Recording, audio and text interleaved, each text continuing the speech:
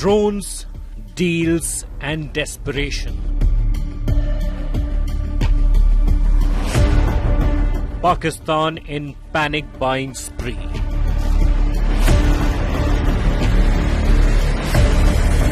Pakistan runs to Turkiye, China again.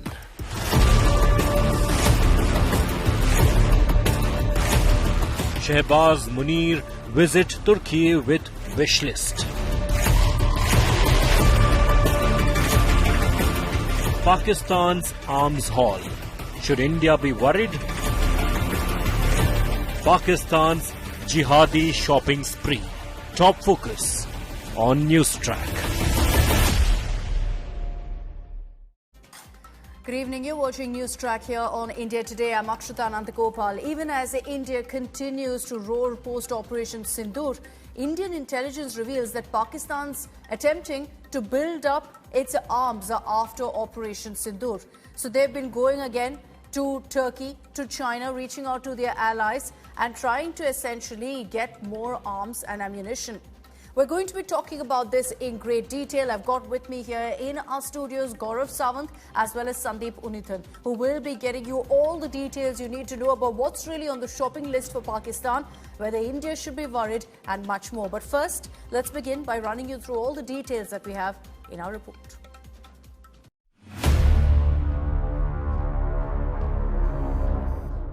Indian intelligence agencies have blown the lid off Pakistan's latest war preparations, and the timing is no coincidence. Just 2 weeks after India's successful Operation Sindoor, which demolished terror infrastructure deep inside Pakistan, their army and ISI have gone on an arms shopping spree. Sources say Pakistan is acquiring from China ground-based launchers capable of firing rockets, grenades, heavy shells and 30 killer wing-loom drones. And there's more. With the assistance of China and Turkiye, Pakistan is assembling a full-fledged drone brigade, reportedly set for deployment in Pakistan-occupied Kashmir and along the international border.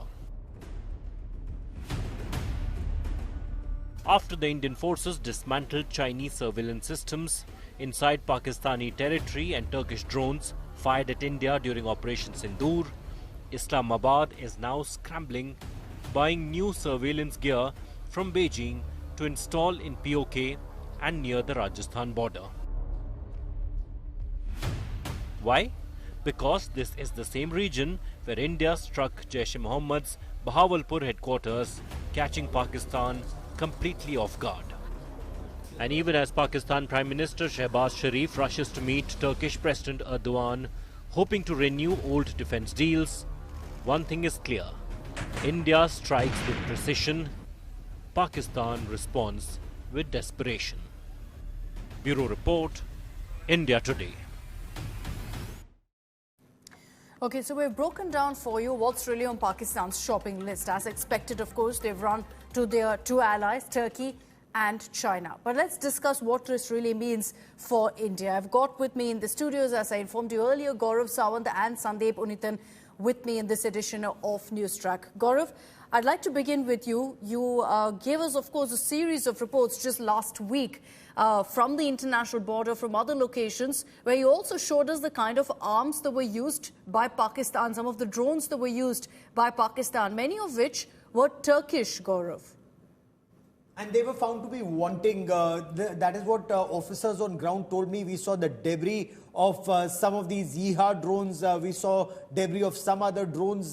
They were found to be, and we have army officers on record on camera saying they were substandard, subpar. They were able to spoof them. Of course, India has the ability of both soft kill and hard kill. Soft kill was where our engineers would be able to spoof their drones so that they would no longer take commands from their Pakistani handlers and drone operators. And then hard kill would be those Zu-23 and the L-70 guns shooting them down. So you wouldn't spend a lot of money on missiles to shoot them down. You would just shoot them down. Often, in some instances, using sniper rifles, even they were used to shoot down some of the Pakistani drones that came in.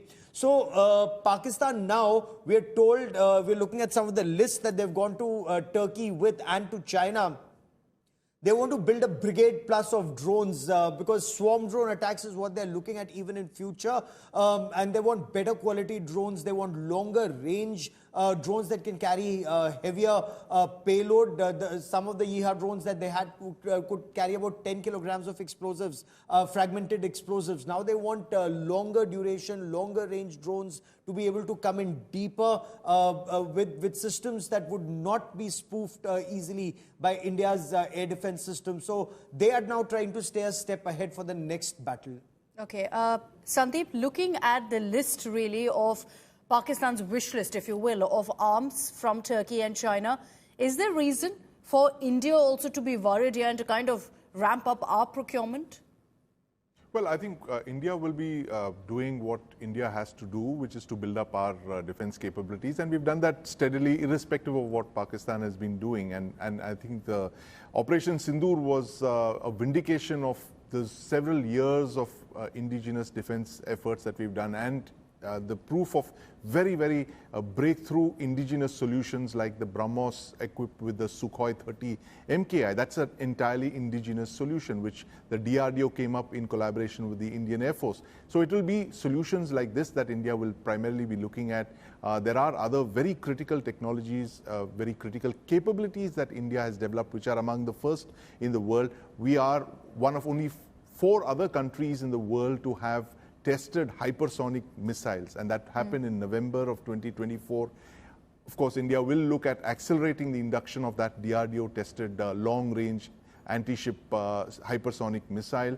That it has Air Force and an Army variant as well.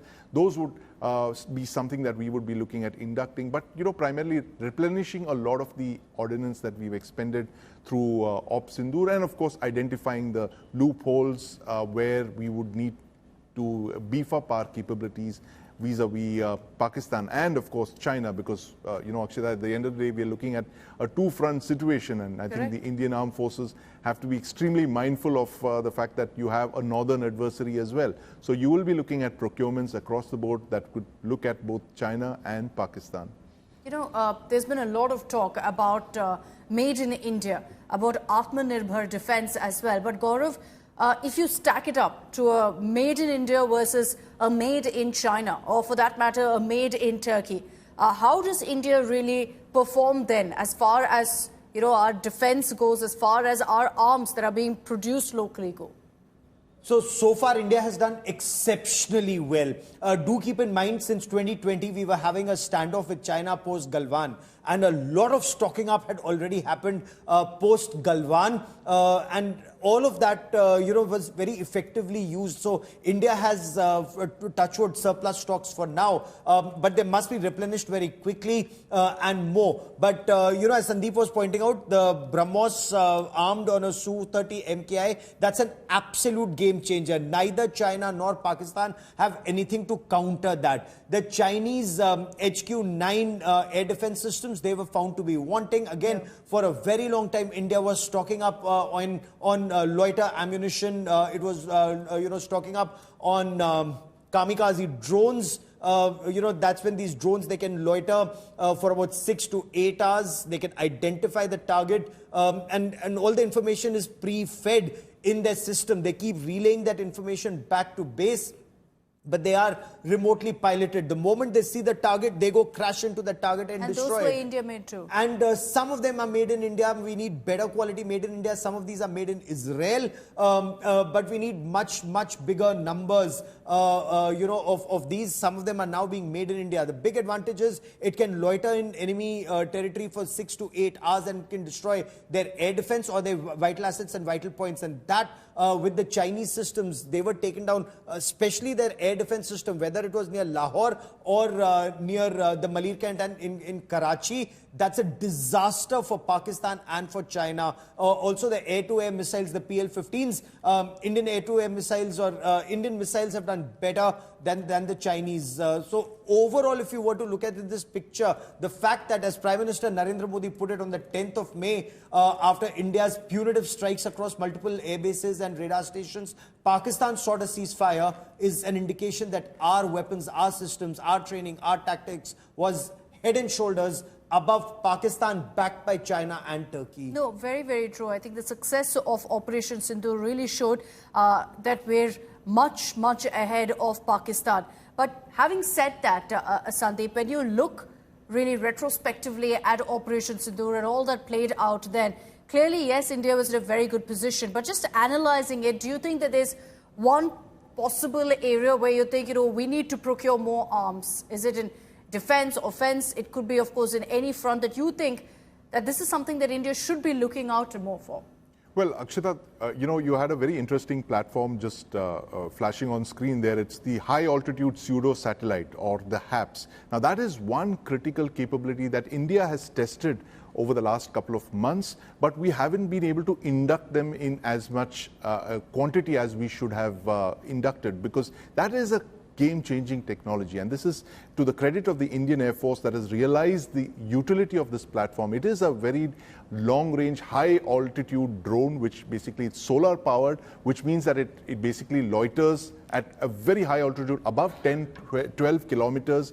It's virtually undetectable. It's packed with sensors, and it can fly like a satellite, but in low Earth orbit. So it is capabilities like this we really need to enhance. What you really need to do is to basically make that sensor shooter link materialize. The fact is that we have a lot of weapons, but we don't have eyes on target of the kind that the HAPS, the HAPS provides. So we need to invest more in these kind of surveillance platforms that can give you 24/7, 365 coverage of all the areas inside of Pakistan, because if you can see all those areas which from where not just terrorists can be launched, but also strikes that the Pakistanis could launch against you can be detected even before they take off. So what we have really shown with Operation Sindoor is that Pakistan is really a shallow country. The fact is that they don't have strategic depth. We are able to see deep inside Pakistan just by being airborne, going up to several kilometers. We can look deep inside. We can see their air bases, their airfields. We are able to precisely target something as small as a trailer that launches drones, that a trailer from where drone operators can fly drones into India. We are able to target those kind of precision targets. Now, this is the capability we really need to build up on. We need to get more eyes on target and close that sensor shooter link, and also of course beef up what is called C4ISR, this command control, communications, information and reconnaissance. All of this thing. This is not the glamorous stuff that you have, like the missiles and all that, which we have in quantities, but this is something, as Gaurav will testify, this is a capability that we have been lacking since Kargil of 1999, when we could not see deep into enemy territory. Therefore, we could not pick up the signs of them preparing to launch an attack or grab territory like they tried to do in 1999. Something like the HAPS that you're referring to, Sandeep, was that used in Operation Sindoor? I don't believe it was. We didn't have them in the numbers. Okay. We should have had dozens of them by now, but it's a slow process. I think it's the armed forces are also justified because they want to ensure that they get the best system, that they put it through a number of trials, and unfortunately sometimes these trials take several years. And as Gaurav was saying, that these are systems that have already been tested, indigenous solutions. These are Indian solutions for Indian wars, and if they've been found to be fit for Indian conditions, they should be inducted as soon as possible, because now, as Operation Sindoor, it's an ongoing operation. There is no point in waiting any longer. These are, capabilities, equipments that we needed, if not day before yesterday, then we certainly needed it yesterday. So these should be inducted on priority, given the fact that they are all, majority of them are indigenous solutions made by Indian companies. Some are imported and assembled here, but they are all Indian solutions. Interesting. So Desi solutions right at our fingertips, which we then need to kick off. I'll call that Sandeep's wish list. What's Gaurav's wish list? Gaurav, what do you think is something that you believe we need to kind of work on? So, low Earth orbit satellites is something that we desperately need. We need battlefield transparency, and we need more AWACS, airborne early warning command and control system. We need more mid-air refuelers, so that even when you have lesser number of fighter jets, which unfortunately we do, our aircraft are able to take off from anywhere with more weapons and less fuel.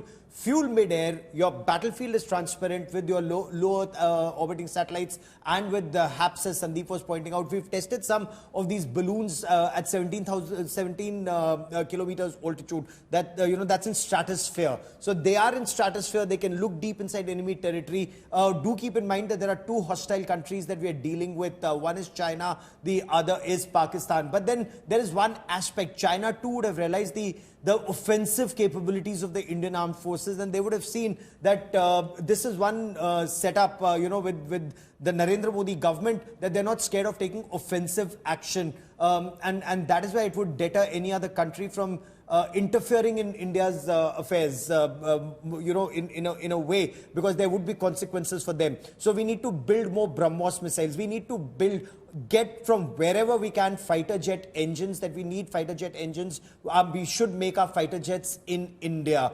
They may not be the best in the world, but let's start making our own fighter jets. Let's get numbers. You can keep improving them. That is what the Air Force intends to do. The future of warfare, to a very large extent, will be the employment of air power. We've seen that after Balakot, after Pulwama, when Air Force was used in Balakot, and we've seen them now. You'll also need a lot of manned, unmanned tandem operations. So you'll need a lot of unmanned combat aerial vehicles flying with your fighter jets. All of that is what we need to invest in as much as possible in making India stuff. Our bureaucracy must shape up and provide as quickly as possible. Sometimes just clearing a weapon or a system could take up to 5 years, 7 years, 10 years. We in our country cannot afford that right now. In numbers, in smaller numbers, we need everything as of day before yesterday, given the fact that you have Pakistan that's acquiring, and Pakistan will only be armed by China and Turkey to checkmate India. Turkey is playing an evil game in the sense that Turkey wants to be seen as this evolved Islamic country, and Erdogan sees himself as the new caliph of the Ottoman Empire. So he wants Saudi Arabia's influence to go down, and Pakistan, Malaysia and Turkey to be the new faces of Islam. So that is why he will continue to arm Pakistan. China does not want India to grow, so China will continue to arm Pakistan. We'll have to pay for everything. Pakistan will just beg for weapons to fight. They're a gun for hire. We are fighting for honor. So there's a big difference. We need everything and quickly and now. Both you, Gaurav, and Sandeep have been reiterating the importance of Make in India. But India also does procure a lot from our allies, from other countries. So if I were just to compare the two, Gaurav, I'll put this across to you first. Pakistan, of course, has a China and Turkey on their side. Who would you deem as India's China and Turkey when it comes to our defense, our arms procurement? We have to be Atmanirbhar, because we are a country that has self-respect. And in the long run, look, in 1998, when India did the Pokhran tests, even our best friends refused to give us military hardware, and a lot of them, and our entire Sea King and Sea Harrier fleet was grounded. We couldn't get spares for a lot of other military hardware. So whether it was wingspan extension or airframe extension or engine extension, that was given to our equipment. So the West, they will twist your tail. So you have to go with as much Make in India as you can. Countries like Israel are friendly. Countries like Russia are friendly. It may not be grade 1 per se. France has been a great friend, but even with Rafales, there's some stuff that we require, and we require it as of now. Whoever gives us fighter jet engine technology, perhaps in my view, would be the country we should move forward with. Just look at those numbers on our screens right now, Sandeep, and I'll bring you in on this. This is Pakistan's defense partners. 2018 to 2022, 81% came from China, 4% from Turkey. So there's, of course, an overwhelming dependence, as expected, on Pakistan's part, on China, which was something that's, not surprising. But when you look at that number of 81%, do you think, as far as India goes, that 81% ideally should be make in India. What is that statistically like right now for India? Well, absolutely. There is no option, as Gaurav was saying, that there is no option but to go indigenous. Atmanirbhar Bharat is not just a slogan. It is actually a statement for our survival as as an independent country, where you will not have a lot of countries coming to our assistance. And this is something that we have seen time after time.